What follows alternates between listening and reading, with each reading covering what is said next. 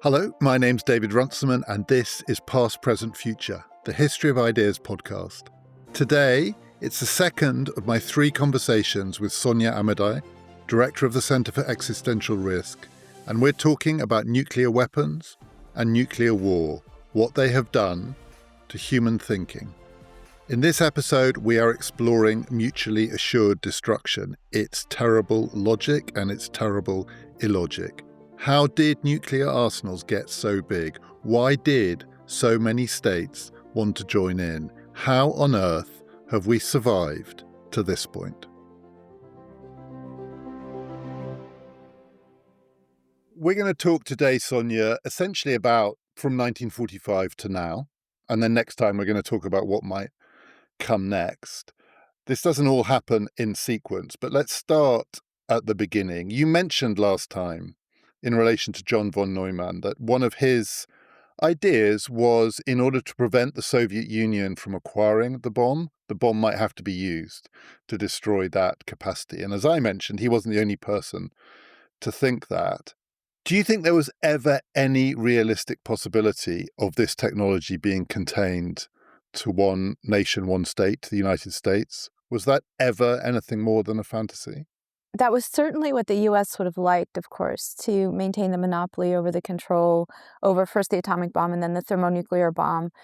It's hard to see that that could have ever been a reality because, just to begin with, the U.S. was only in the position to have the Manhattan Project work because they'd gotten so many emigres from Europe. So if you're looking at the people with the knowledge of the nuclear physics, they were disseminated all through Europe. And so maybe if the knowledge of nuclear physics had only been in one country, but of course that was widely distributed. And then you also had, at the end of the World War II period, so many countries that were intensely working on armaments, including, of course, then the Soviet Union. So I don't think it would have been a realistic counterfactual that could have happened that the U.S. would have been able to maintain the monopoly over atomic weapons and then thermonuclear weapons. And as far as we know, it's also the case that some of those emigres who worked on the Manhattan Project were also supplying some of that information back to the Soviet Union anyway. I mean, the stories vary on this, but the idea is that Stalin had fairly effectively infiltrated the Manhattan Project. So even in 1945, that ship had sailed. I think it's pretty much conventional wisdom that the knowledge, once you have the idea and you've seen it work, the knowledge flows very easily. And then it's just a matter of, can you get the material, can you get the technological infrastructure through the reactors that you need to get the refined products of the uranium and the plutonium. So it's very difficult to see how that would have been contained.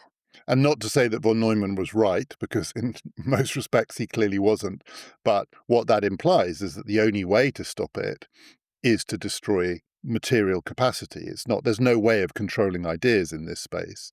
And this takes us from then right the way through to now and Iran. But it does seem like von Neumann was at least onto something, which was, this is not about insulating the ideas. The only way this could be contained in that respect, if there are nations who want this weapon and have the capacity to acquire it, is to destroy that capacity through force. So there is built into this story from the beginning an idea that the containment of these weapons also is an accelerator of the use of, if not these weapons, weapons of destruction. I suppose, but then the counter narrative would be, what if at that time in the 1940s, coming out of the late 1940s into the 1950s, what if, say, Robert Oppenheimer changed his view on whether the scientists should continue creating ever more destructive nuclear weapons? What if the counter-narrative had been, was there any possibility that people could then see how destructive this could potentially be? And so then there could be more of a united humanistic effort to contain violence. And we do see, I know it's jumping ahead a bit, but with the treaties eventually to not have biological weapons of mass destruction or chemical weapons, which, you know, during the World War II, it's always been a contested point of international law, whether even in warfare, whether there should be chemical weapons. So I think that's a pretty interesting counterfactual to think about. Well, why didn't people then realize that this is a time to have more of a unified vision, that the real danger here is that we keep escalating. And that, in a way, is the question that I really want to focus on here, which is, with hindsight, the seeming inevitability of escalation and the move from one state having these weapons to two, and then we'll get on to more than two. But let's start with the binary. This is the Cold War. The United States and the Soviet Union both, by the end of the 1940s, have this technology and the capacity to build these weapons. And very quickly, we move to a world of mass nuclear arsenals and the capability to destroy the world. In 1945, the United States did not have the capacity to destroy the world. It had the capacity to destroy large conurbations in Japan. But very quickly, we move to mutually assured destruction. And as you talked about last time, one of the challenges here is to get away from the idea that this is somehow inevitable, that these things are facts out there.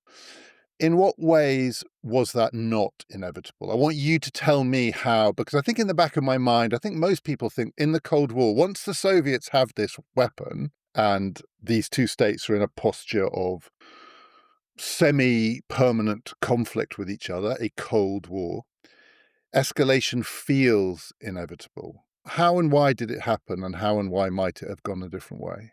Well, the number that knocks me over the head every time I see it, because it's hard to imagine that the United States had 30,000 nuclear weapons with, thermonuclear weapons in their arsenal right by around 1965. And that is just hard to contemplate what would have been behind that kind of a mentality. But how many weapons would we think the Soviet Union had at that time? Well, they're trying to build up to 10,000 coming out of 1970. So now we have two global powers that used to be allies in World War II. And to go back to that period, the United States lost and the UK each lost less than 500,000 people in that war. The Russians had lost somewhere around 27 million people died in World War II, and we were all the Allied powers. How do we then understand that by the mid-1960s, the United States has 30,000 of these weapons of mass destruction at the same time that the Soviets are just trying to catch up? All we can try to say is, well, the knowledge on the part of the American strategists, they didn't have that reconnaissance or intelligence, but there's been holes poked in that argument going back to the missile gap controversy that was in 1957. Can you explain the missile gap controversy? Because people might not be familiar with that.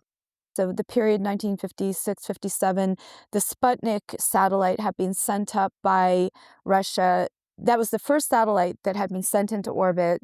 And the reason that it frightened some people in the strategic community was that if the Soviet Union could put a satellite into orbit successfully, then that showed easily that they had that capability with a rocket launcher to launch a missile toward the United States. Now, if you do look at the period from a historical point of view, the fact is that at that time, with the American response to Sputnik, that it was mixed. There was on the one side some kind of wonder and awe over the science of that project, just thinking about the possibilities that would come from Sputnik without worrying that it was necessarily some big Cold War maneuver to outdo the United States. But then from the point of the military hawks, then that moment was one to interpret as a major escalation in the arms race. So then at that time, leading up to the presidential election, when Eisenhower had completed his 2 terms, and you had Richard Nixon was running for office against John F. Kennedy. At that time, it was part of the American election conversation over how behind was the United States in terms of their military capability. And that's when this hypothesis of the missile gap arose, arguing that there's a huge missile gap between the U.S. capability to strike Russia and that the Soviet Union was way ahead with their missile capability, so that this report, which was called the Gaither Report, seemed to spell out, using every scientific means possible, that the United States had a definitive disadvantage militarily to the Soviet Union. And of course, that leads to fear. It leads to backing the hawkish position. And then some argue that that helped tip the election to Kennedy, who took the need for a buildup seriously when he was running for the presidency. And with hindsight, we can see that this was crazy. It was known at the time, it was known at the time. Even going into the election, Nixon already knew the missile gap was in the favor of the United States from the beginning. So yeah, where's the inevitability with having brought together that group of people that were behind the Gaither report? There was no inevitability to that. There was no inevitability to interpreting Sputnik that it was necessarily a step in the Cold War armaments buildup. And there was no necessity then to the way that the United States just kept rolling out these thermonuclear weapons. And then you could say, well, maybe it was some kind of inevitability that the Soviet Union would then feel compelled that it had to do the same. But that is where you would bring up the inevitability and not earlier. So I don't see that there's an inevitability with how that early Cold War arms race was conducted. And the human response, as you said, you see the figure and your jaw just drops. 30,000 thermonuclear weapons. And we all understand that is enough to destroy the world many, many times over.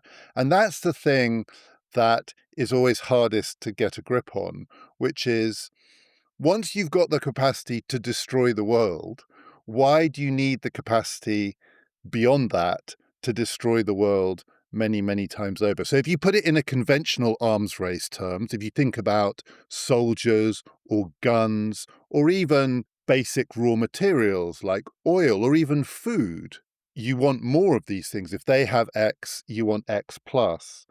But nuclear weapons feel like they ought to be different in the sense that the destructive capacity is so great, there does come a point where it seems like madness, mutually assured destruction, M.A.D equals mad. Can you explain, leaving aside, you've explained very clearly, in a sense, the conventional military psychology, Sputnik. Oh my God, they've got this technology which is ahead of us in this field. What if it translates across these other fields? What if the capacity extends in areas we don't understand? What if our spy networks aren't good enough? What if there's an information gap as well? Paranoia feeds in. That all makes sense. The thing that has never made sense to me is how it just escalates and escalates. And as you say, this is over 2 decades from having one of these, one or two of these things, to more than 30,000. Why? I have spent years pondering that question, and I guess I have two main answers. One of them is that this belief that warfare is somehow perennial, it's part of the human condition, has, I think, supported the contingent that was already there in the 1950s of strategists that just couldn't contemplate the end of warfare. They couldn't contemplate there's a ceiling to the amount of meaningful violence. This belief that somehow warfare is with us and we can't relinquish warfare because it's part of what it means to be human. So, but just to ask on that, if you genuinely believe that, and you also believe, therefore, there's no threshold, the logical conclusion is that you believe the destruction of the species is also inevitable, in the sense that, and we're going to get onto this, it's sort of rationality and irrationality at the same time. Simultaneously, you believe the reason we need these weapons is there is no way of imagining a world in which warfare ceases. So warfare will be nuclear warfare. And since it will be nuclear warfare, we need to have more than the other people, because otherwise we're the suckers. As you said last time, we're the weaklings. And yet, if you think, therefore, there is an inevitability to this weaponry and its use in war, some part of your brain must have reconciled itself to the end of everything. Well, I'd been in a room of strategists or people that were analysts, defense analysts, political scientists that work on nuclear matters.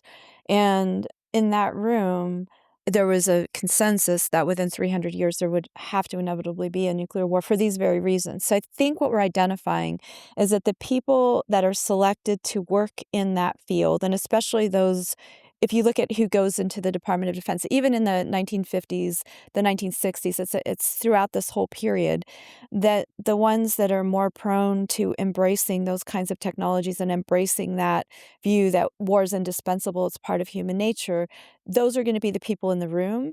And yes, I do think that those people have readily accepted and embraced that that is the likely and inevitable outcome. Whether that means that they represent the dominant opinion of humanity or even public officials, I would disagree with that. But definitely the people that are in the room making those decisions would likely have accepted that kind of an inevitability. I literally think it is impossible to reconcile that material reality that we had at that time. There were these 30,000 thermonuclear weapons, and they were available to use at any minute on hair trigger alert. I don't actually know how many of those, like say 10,000 of them were deployed, ready to go right now at any minute. The only way that you can rationalize that as a strategy that you would defend is if you move to a logic of rationality that is this game theoretic logic where it sanitizes the meaning of life and death. And once you have that kind of a mindset, the inevitability is actually in those logics of what rationality is. So the inevitability is in the logic, but the logic itself is not inevitable. And there is also in the logic a kind of illogic. So it's there in that term, mutually assured destruction. There is a logic to it. The idea is this is a defensive posture. We each recognize rationally on the part of our adversary that our capacity to wreak havoc on each other is the thing that protects us from that havoc ever being unleashed. And it is dressed up as a logic, but it is also mad. It is M.A.D. It is mad. And these are often described as the paradoxes of nuclear deterrence. They pull in two different directions. I just want to run through a couple of them with you. So one is that thing that you mentioned, the sort of hair trigger nature of this thing. The United States, the Soviet Union, they need these weapons to remain in control. That's the idea. These are expressions in a world in which you might otherwise be dominated of agency, of control. You have enough weapons that you can assert yourself. And yet the only way this is going to work is if you set up systems over which you have no control, because in order effectively to deter, the other side have to believe that you will not blink, you will not deviate. And so these systems were set up. Most people know Dr. Strangelove, the film, and I did an episode on this with Jill Lepore. The great film is Failsafe. The most frightening film of the 1960s is Failsafe, which is precisely about this, the fail-safe logic, in order to effectively persuade our enemies that we will press the button. That's the only way we'll frighten them. We have to behave in a way that's clearly mad, and that includes establishing systems in which there is no possibility of deviation, even if it's a mistake. And we can look from the outside and say this clearly, as logic, doesn't add up, but the people in the room, you've been in the room, I haven't been in the room, are they aware how mad this is? I want to back up a bit to that early moment that's in the 1950s and then the early 1960s with that reminder that the United States was the only country that had used these weapons in Japan, in Hiroshima and Nagasaki. And the US also never committed itself to a no first use position.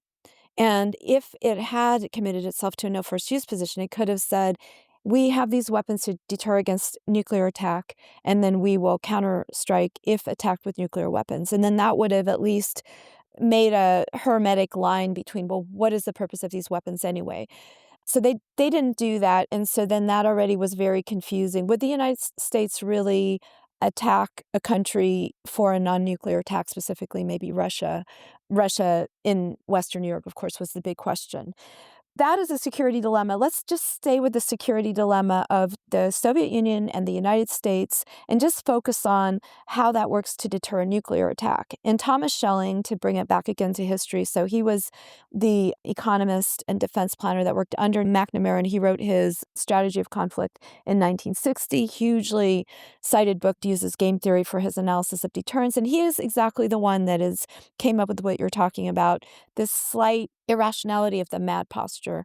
Although it wasn't called MAD at that point, it was called assured destruction, and it was only people that were opposed to assured destruction, opposed to some kind of a deterrent that could just be at a certain threshold, and you didn't need to keep on piling overkill. So according to Schelling, his strategy was that as long as you have these two countries that have guaranteed second strike capability, he likened it to two gun-slaying cowboys in the West who are in a duel and they have their pistols pointed at each other. And the idea was that if they both could guarantee that the other one would die even after they died, then they could both walk away safely. So Schelling actually thought this was a pretty good way to have a relatively stable equilibrium, and he thought the irrationality was just there in case the one country believed the other country wouldn't counterstrike, because when there's a need to counterstrike, deterrence has failed, and so when deterrence fails, what is the point of then sealing everyone's fate even to a nth degree?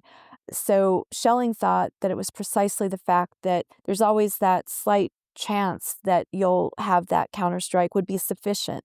So Schelling believed that we're going to be in this relatively stable state. You have your nuclear-powered submarines, they're nuclear armed, and they are undetectable under ocean. They can stay there for, long periods of time. And so that therefore this would be a relatively stable configuration. And then he was a proponent of arms control. And I think that was the most optimistic moment that we had through all of this theorizing. So he thought that there was a ceiling in the sense if you had the nuclear fleet in submarines and it was sufficient, he thought there was a sufficiency threshold in a way. So in Schelling's terms, 33,000 is mad.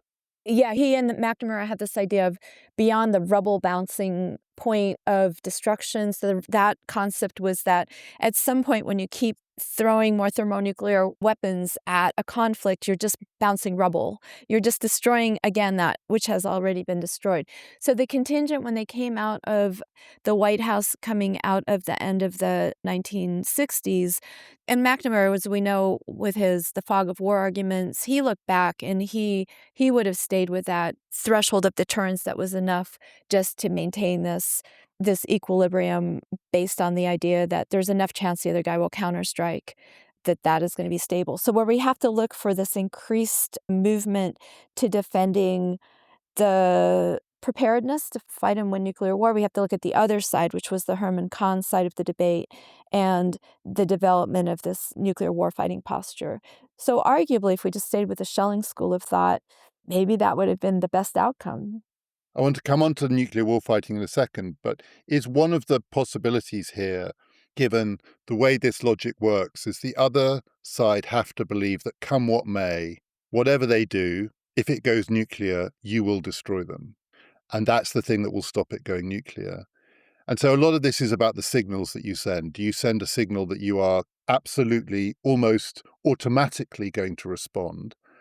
And having so many more weapons than you need might be a way of sending that signal, as well as automating your system so that you remove the human element. So this is sometimes described as the kind of madman posture in a way.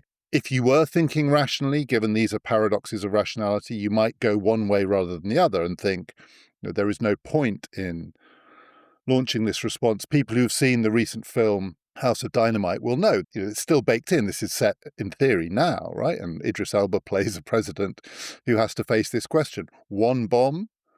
Do we have to then destroy everything in order to signal we do not tolerate the sending of one bomb?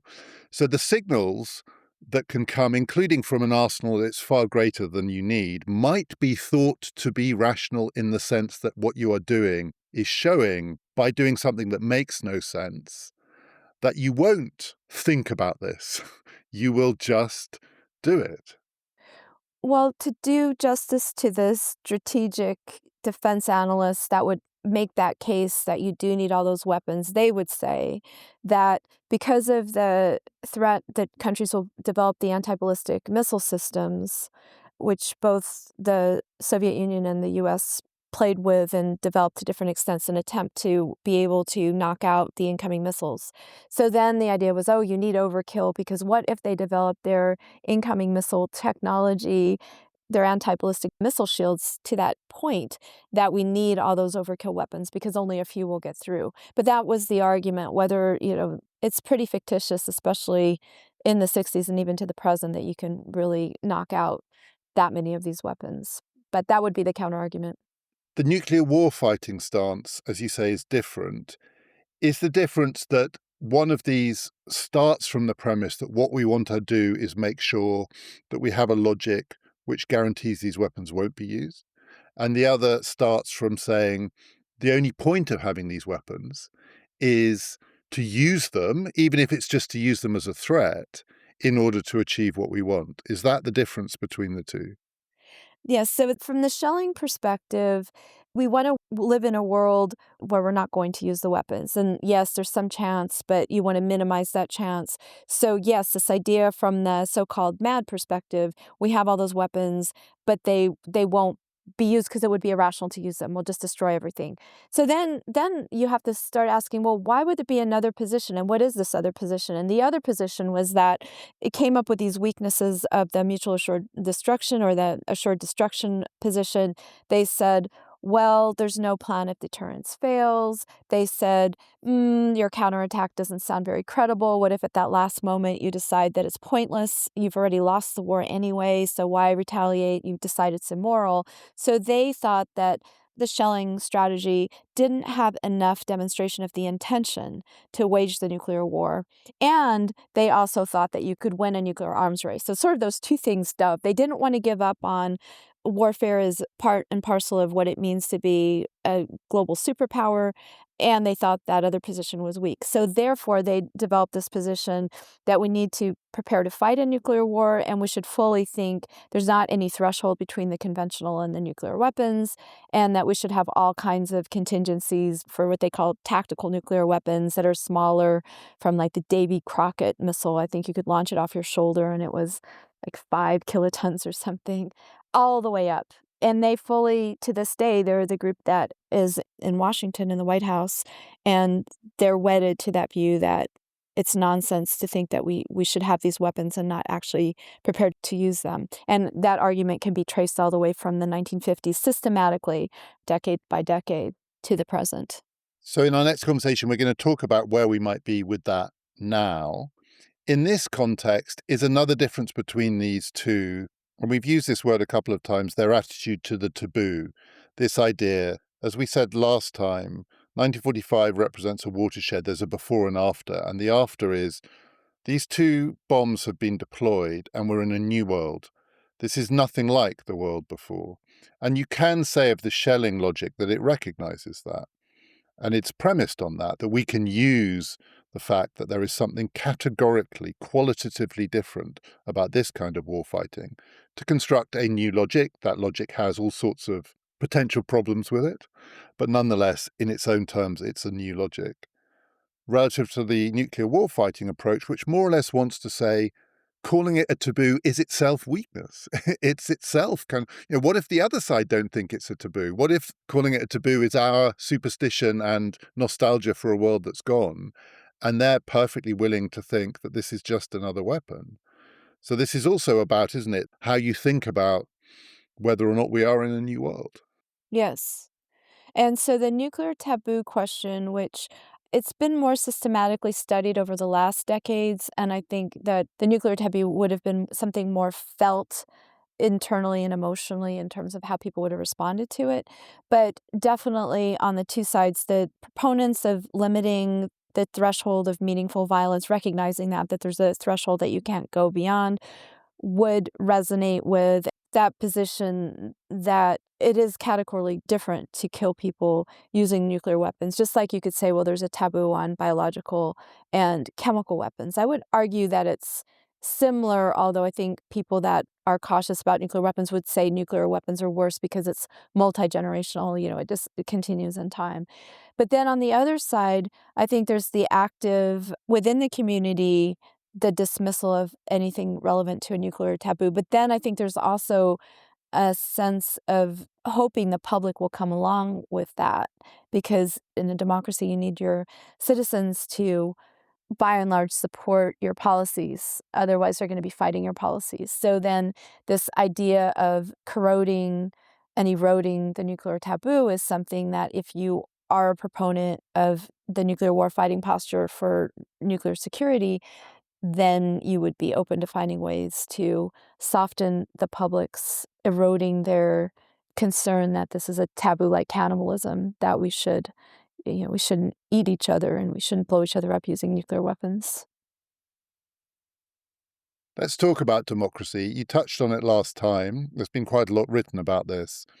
But one of the things that might have changed after 1945, if you put it in the bluntest terms, some people would argue that after the creation, the invention, not the discovery of these weapons, democracy didn't just get weakened, it more or less became impossible in the sense that the secrecy around these weapons, for this strategy to work at all, the secrecy, the need for an elite, a scientific military elite, controlling these weapons, the fact that, as you said just a while ago, this logic, this attitude isn't reflected on the whole in public opinion. If you ask people, they are unlikely, of their own initiative, to come up with the idea of mutually assured destruction or the logic behind it.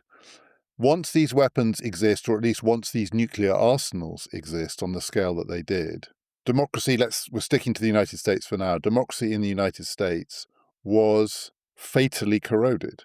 Do you think that's true? As we know, coming out of the 1950s, 60s, and then especially in the 70s, there was this move to interpreting the need to come up with the theoretical foundations for democracy using economic arguments, which were essentially game theoretic. And the economic arguments transformed the thinking that citizens are fundamentally consumers. We don't tell people what toothpaste they should buy. Are we going to tell them whether they should support M.A.D or N.U.T.S? And I'm using N.U.T.S here. That was the acronym used for the warfighting position. It's nuclear utilization targeting selection. And the people that were worried that the nuclear warfighting posture was as mad as M.A.D was, they came up with this acronym N.U.T S. So you have these two positions. So I believe that part of this making democracy less effective was keeping citizens in the dark, that they were not on a M.A.D security posture. This was a N.U.T S security posture, meaning that this willingness to prevail in nuclear war became the official doctrine of the United States by the end of the Carter administration in 1980. So I think that's part and parcel of why are we now, with the nuclear weapons states, especially the United States, having the posture it does. The erosion of democracy is maybe on the level of interpreting what is the role of citizens if we look at them as consumers, and then we look at how knowledgeable are citizens. Take, for example, Yuval Harari. I'm a fan of his, but he actually writes that it was mutual assured destruction that gave America, he writes, Hollywood, the Beatles, supermarkets, everything that was good in the United States was the result of M.A.D. And that shows, because Harari's very educated, that even he isn't noticing that by 1980, the United States was on a N.U.T security posture. And then when you just look at who holds the power to kill everyone on the planet, and you look at, for example, Vladimir Putin or Donald Trump, well, we know in Russia that's, of course, not democratic, but then in the United States, too, or if there's a situation and the president has to make a decision and he's in the war room with the Joint Chiefs of Staff and the people that would be permitted to be there, and Dr. Strangelove, as you mentioned, it kind of plays that out. Who would be in the war room? Who is there? That's hard to imagine that you could make any argument that that's democratic. Is there any way it could have gone differently, in the sense that one of the striking things about the United States is that it was decided, and Congress has given up many powers, and one of the powers early on that Congress gave up was control over nuclear weapons. It was given to the presidency. It's an imperial or monarchical system because the president has a kind of absolute control at the moment of deployment. And because this is a fact, again, it can seem like this is the way it had to go. But it's at least possible in theory to construct other ways you could do this. My colleague Alex Wellerstein has actually worked on how Truman wielded the power over making those decisions. Well, there was Hiroshima and Nagasaki, but as it turns out, under Truman, the military commanders, specifically the generals that were in the command chain to deploy the weapons and use them, there was a bit of a tug of war where it seemed as though in those very early days, if it had been up to the military, they wouldn't have kicked the decision up. They were ready to maybe use these weapons more and thinking it was just a military decision that didn't have to be confirmed by the president. So it's actually Truman that changed that course of action from lifting the decision up from the highest level of the military commanders to himself as commander-in-chief, making that then the decision in the United States about how those weapons would ultimately be controlled and used. But that makes it sound like the choice that existed in the post-1945 world was between a military dictatorship, the generals decide, or a kind of pseudo-monarchy. The president decides, A democracy is essentially where the legislature decides. There are lots of ways you can define a democracy, but if power is devolved into the hands of a single individual or into the hands of the military elite, it's not a democracy. And I think most people would accept that, given the system that emerged, which was this system of massive nuclear arsenals, immediate trigger response readiness, it would have seemed laughable that Congress would debate it. By the time Congress had finished debating it, every American city would be lying in ruins. The logic seems to point to you need an executive decision maker who's capable of making a split-second decision. That's why it has to be the president. But that logic only holds once you've bought into the other logic, which is this is the way that we're going to do it. And it's another of the paradoxes of nuclear deterrence. It means that you could put the fate of the world in the hands of a man like Donald Trump. I guess House of Dynamite, some of the fictional scenarios, those let the public know that when it does come down to that decision of whether to respond, it's going to be within a 15-minute window or less. It could be 10 minutes.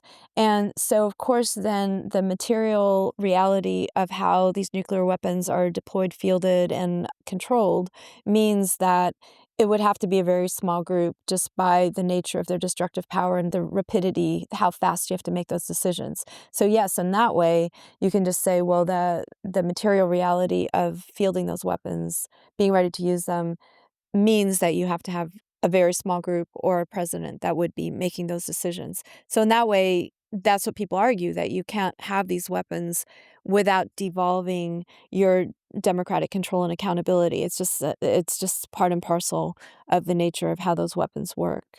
And in a way, we shouldn't overstate what came before. Warfare has always inclined towards undemocratic decision making. It's not like during the Second World War, before these weapons existed, Britain and the United States didn't, for the duration of the war, become much less democratic states. They did. It's remarkable in the United States, elections were still held. In Britain, elections were not held. But power definitely devolves to smaller groups, smaller cabinets, smaller elites. The difference seems to be, in the nuclear case, the assumption that there is no way of feeding public opinion into this story. As you said, you can try and control public opinion, you can shape it, you can be worried that the public aren't with you, so you try and soften them up. That was the phrase that you used. But do you think there is a version of a nuclear republic in which the public's attitude to nuclear war plays a greater role? Most people are less comfortable with this logic than the people in the room, the people you were in the room with. As you said, you were in a room with a very self-selecting group who may have been selected because of their willingness to contemplate things that most human beings are not willing to contemplate. Is there any way that public opinion can do more to shape nuclear strategy? I wonder, there's a democratic element to World War I and World War II, where just look at, for example, the Russian casualties, or look at the trench warfare in Europe in World War I. It was a fundamentally democratic war effort. And that's the strange thing with the nuclear. If you're looking at where it's democratic, it's, well, how many people are making their livelihoods on being part of this military-industrial complex? It's democratic in that way. But even then, most people probably don't really have a sense they're playing such a small role.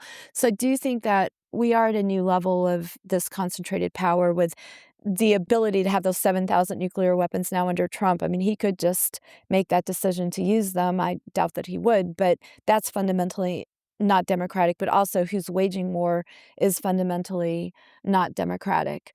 If we're trying to think, is there an alternative? Can we have nuclear weapons and then build it more firmly into a democratic republic? I don't see how. And then also, my counterfactual is, if you knock away that theory of strategic rationality and you really have to explain from a broader perspective of what it means to be a rational human agent, a reasoning human agent, that would involve talking to one another, I'm not sure that we could justify having those nuclear weapons. Maybe we could keep going through arms control to having fewer and fewer, gradually taking them off a no first use basis, taking them off hair trigger. My counterfactual will be, if you get rid of that theory of rationality that makes the inevitability of the arms race and the inevitability of the N.U.T.S position it's contained within that theory. If you get rid of that theory of strategic rationality, maybe you need to do that as well, and maybe that is the key to then backing out of this nuclear security dilemma with its inevitable outcome within 300 years of some kind of a cataclysmic nuclear war. It's not just the US and Russia and China, it's then another 6 countries, including India and Pakistan, North Korea, that also have these nuclear weapons. So we need to think this war could happen from a number of different vectors, mistakes, security conflicts. Yeah, I want to ask you about the other states. So we've been talking about this as though it were a binary, and the logic that we've been discussing is premised on the fact that this basically is a Cold War binary contest. Very early on, it went from one state having these weapons to two, very quickly to three, four. That was Britain and France. Maybe it's a failure of my imagination. I've never fully understood why, once we'd so quickly got into a world that already had more nuclear weapons than it needed, unless it's vanity or a sense that great power status has this as one of its symbols, why do these smaller states feel that they need nuclear weapons in a world in which, in the Cold War world, in which the binary contest is the defining contest? It's not, they might feel they couldn't trust the United States to defend them, but actually, given the scale of the United States' nuclear arsenal, that wasn't really the question, because the question was whether or not the United States was going to use its weapons. Britain or France using or not using its weapons feels like it's irrelevant, unless I'm missing something. I've never fully understood. I've understood the politics of it. I've understood why the British Labour government after 1945 wanted to acquire its own technology. It was suspicious of the United States. But taking a step back, does it make sense in that world for allies of the United States to have their own nuclear arsenals? Is it because they don't believe that actually the United States can be trusted? You can't take off the table what you had said initially, was that in order to have some kind of geopolitical status, it's hard to argue with the fact that when nations do get that nuclear capability, they become nuclear weapon states, you do get that geopolitical power. There's no question. So is that attractive? Is it rational?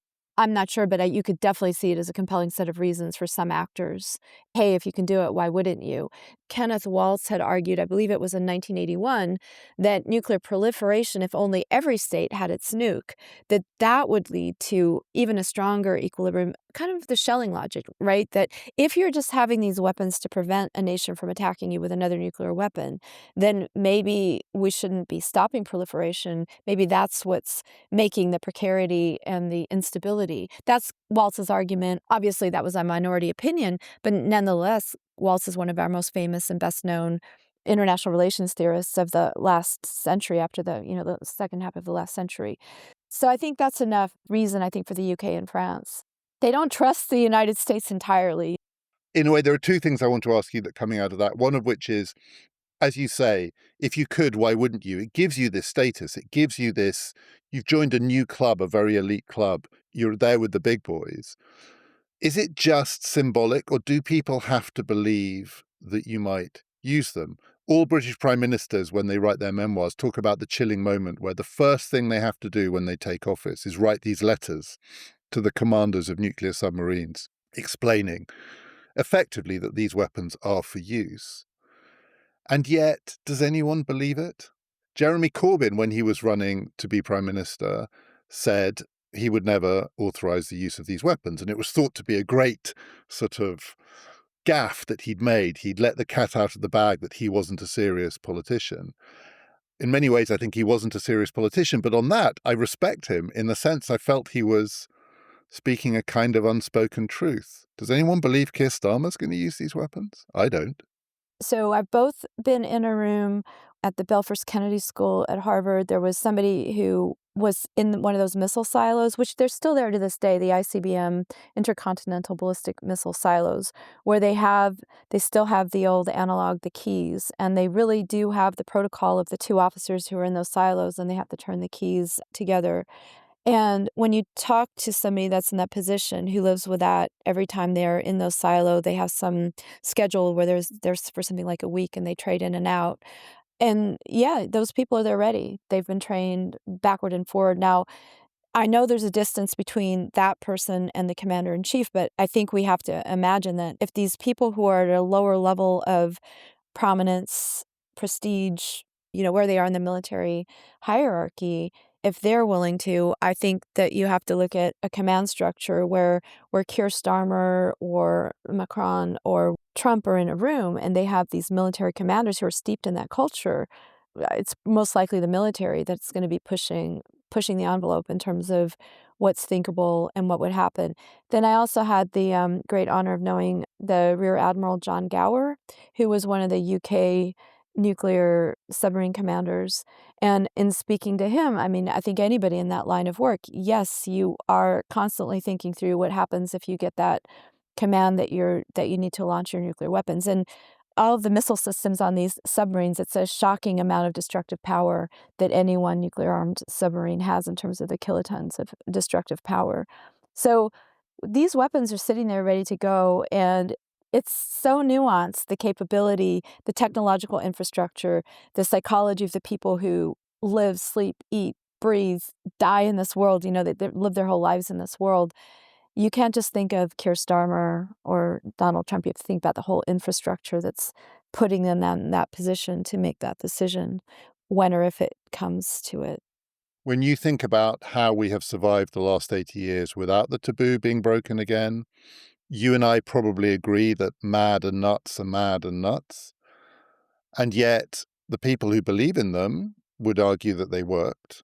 You talked about Waltz and the idea that there is an extension of this logic, which is given we've seen that deterrence work, the danger is we've got this very unbalanced world. We've got India and Pakistan, maybe the most unbalanced part of it, the Middle East, Israel, but not Iran. That looks very unstable. Maybe it would be more stable if it was Israel plus Iran.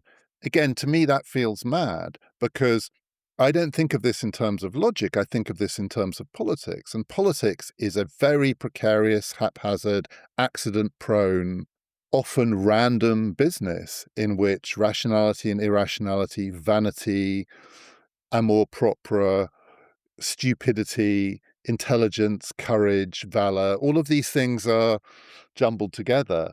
And seeing it as just a map of the world in which you think if all of these states had nuclear weapons, none of them would attack each other. I see a map of the world and think some of these states are barely states at all. Many of them end up with structures of power within them where rationality is the last thing that you would look for.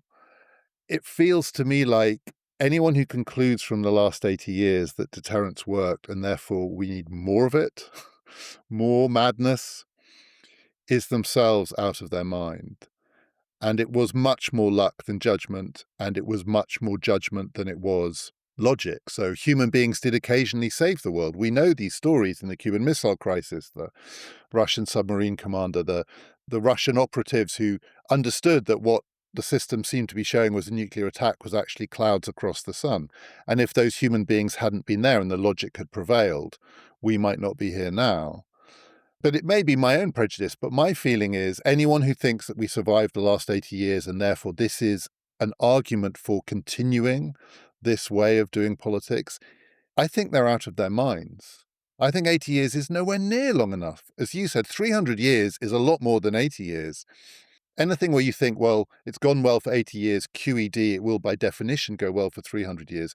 That is the worst argument in the world. I'm getting kind of wound up here, but we are talking about the destruction of humanity. So if you don't get wound up about this, what do you get wound up about? I don't think we survived the Cold War because the logic of nuclear deterrence worked. No, I agree.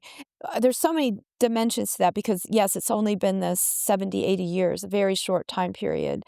Of course, you are also right that the people who are the strategists who are running the show, so to speak, of course, they can look back and say, look, we haven't had any nuclear armed conflict since World War II. So, of course, it has to be successful. What else would you look to? But then if you do look at the other factors, you can consider that coming out of the 1960s, coming out of that period, there were a lot of thinkers. There was Thomas Schelling, Carl Sagan, Daniel Ellsberg, George Shultz.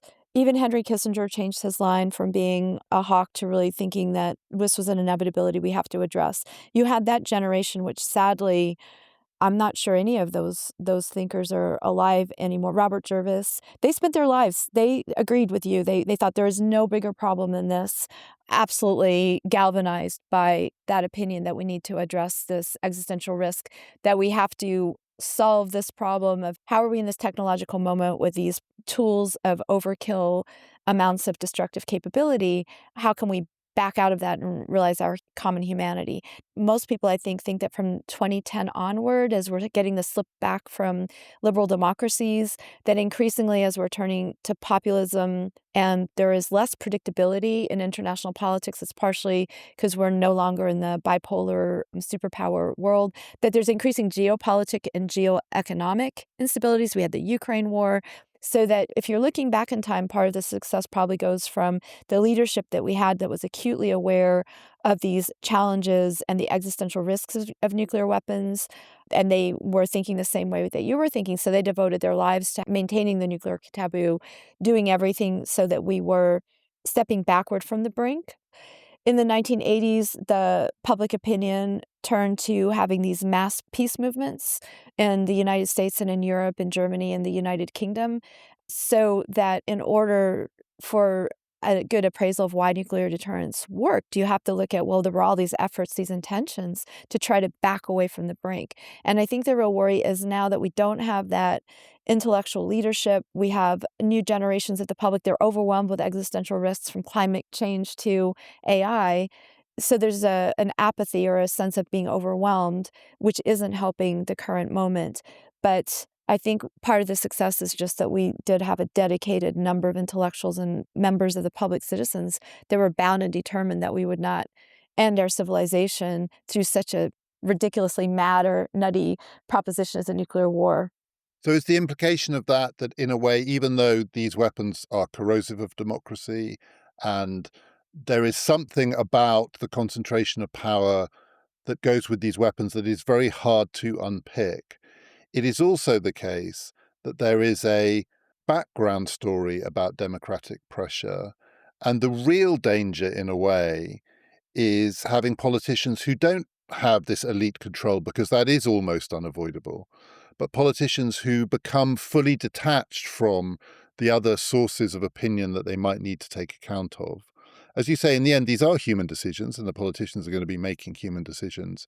And consciousness of the taboo, awareness of deep public, not just dissatisfaction, but distress around these questions. And you are right, in a way, those are the things that we are missing. It is so striking to me in our politics. I grew up in the 70s. I was a student in the 80s. Nuclear war, questions about nuclear war were central to politics. It was still politics. The Conservative Party in Britain was very effective at using Labour's intermittent unilateral disarmament stance to galvanise public opinion against the Labour Party by saying that this is weak. And democratic politics has all of those fault lines in it. Skillful politicians can portray the people who are making an argument that might in other respects be a good argument look weak. But nonetheless, it was being discussed. That's the difference with now. The last time I can remember it being a question in British democratic politics was when Jeremy Corbyn said, "I wouldn't press the button." And for about 20 minutes, people noticed, and then they got back to worrying about some of the other things that he had said. And it drifted away again. And it feels like a very different world from my childhood. And I do, like you, I think, worry that it's not that we can have democratic control of these weapons. That probably is impossible, actually. But there is a way in which we are having a kind of democratic amnesia about these weapons. And that's the danger. We won't democratically control what the moment by moment decision making is over the weapons, but that doesn't mean that publics can't have a say over whether we would move more toward arms control and atomic shelling type of position where we recognize a ceiling to meaningful violence. Publics could definitely get into that debate. So I think that what happens when people become public officials, especially with the generations now, Boris Johnson, what did he know about nuclear weapons, for example, or Keir Starmer? Did they ever take any classes on this? Because we are lacking that fundamental education for either contemporary leaders or for members of the public to have any real knowledge of the dimensions of this the nuclear weapons establishment, for lack of a better word, and its global proportions, then I think there is a big role for bringing back education that would be not just for citizens, but for leaders. But the people that come into power, they're not going to get a policy primer that is based on a wide critical perspective. They're going to be imbued by the theories that are the status quo theories right now. And those status quo theories are going to explain the nuclear warfighting position, and they're going to be wedded to industry. I know there's a nuclear renaissance in the UK right now with the effort to make nuclear energy mainstream again, and that's a big issue for climate change that I'm not going to enter into in this discussion. But there's a way in which proposing that and selling it to the public, I've heard one tagline about it is that, well, it's linked to the UK's global position also as a nuclear power, that you can't diminish that proposing nuclear energy is positive for the defense industries. So there's so much to unpack. There's so much education to roll out, I think, for publics and for leaders that go into these fields. And then I think we can wrestle back democratic control, but it has to be over the big strategic picture. What is the role of these weapons? How do they fit into the future of humanity? And what are these bigger questions about the existential risk that we are manipulating and playing with, especially with the nuclear warfighting position? I want to finish with a story that I don't think I've told on this podcast before, and it's in print, so it's not simply something that I overheard, but it comes from Dominic Cummings, who was Boris Johnson's chief advisor. He's, for many people, the bogeyman of British politics, the engineer of Brexit. Whatever you think about Dominic Cummings, he takes nuclear weapons very, very seriously. And he absolutely believes it is a subject that not only publics don't spend enough time thinking about, but politicians don't spend nearly enough time thinking about. And he has written about his shock and outrage at just the ignorance of British politicians about the strategic questions, the technological questions. They don't understand the technology, they don't understand the strategy, and they don't understand the history. The story is that when Boris Johnson became Prime Minister, his chief advisor, Dominic Cummings, was horrified by Johnson's ignorance. And so he arranged a 3-hour briefing in Downing Street with leading military figures, strategists, historians, and others, trying to fill him in.